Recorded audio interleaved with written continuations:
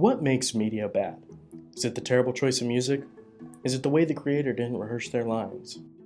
Are there forms of media that tread the thin line of what is barely acceptable for humans to create and not be responsible? Yes, and that's why I will be forcing you to watch this.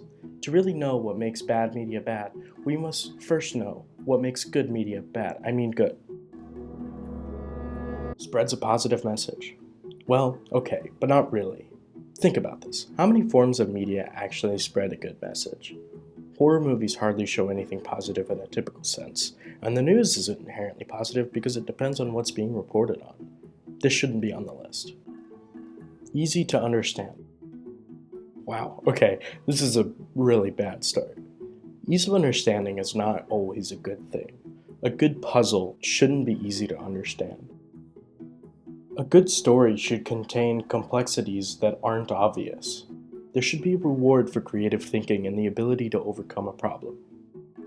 This can be a positive trait, but entirely depends on who the audience is. Shouldn't be explicit or gory.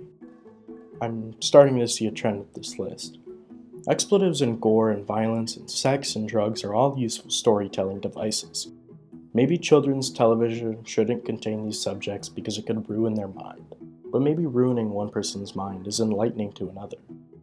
There is a good reason to share any kind of media, and it all depends on who the audience is.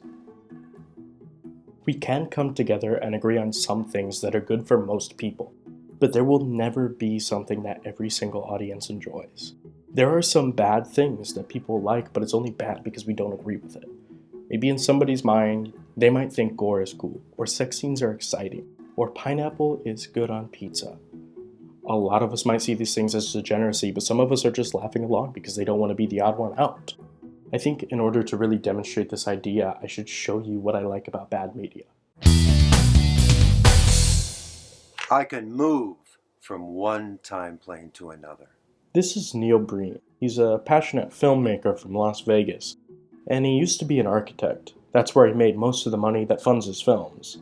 Though now he gets donations from crowdfunding websites because he's amassed such a large following. I love his work for the rich story and its, well, questionable acting. Let's have a drink. Many would consider his work as poorly executed and misdirected in many ways, but I see them as the passion projects of a genuinely well-meaning man. His movies can often feature magic or violence, and sex is often implied through scenes, though never shown. It can be hard to interpret at times because Breen often tells complex stories and shares few free details. Your mother's my sister! She was murdered! These stories are challenging because its story writer, Breen itself, wants people to interpret them on his own, and some people question whether he understands them himself. Here we are now.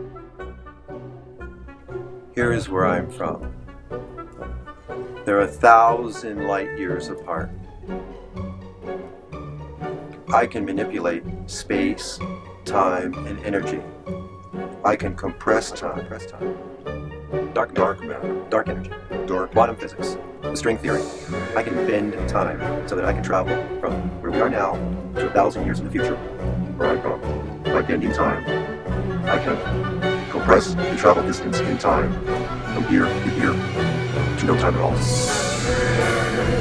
There are black holes in the galaxy. There are billions of galaxies. There are billions of universes out there. This leads to many websites dedicated to decoding this man's fever dreams that somehow made their way to DVD. Neil Breen has opened a new pathway for me in how to enjoy media, and I honestly can't look at a piece of artwork the same way again. I implore you to support this man by going to one of his many websites and purchasing a copy of his works. Thank you for letting me drone on about one of my darkest pleasures.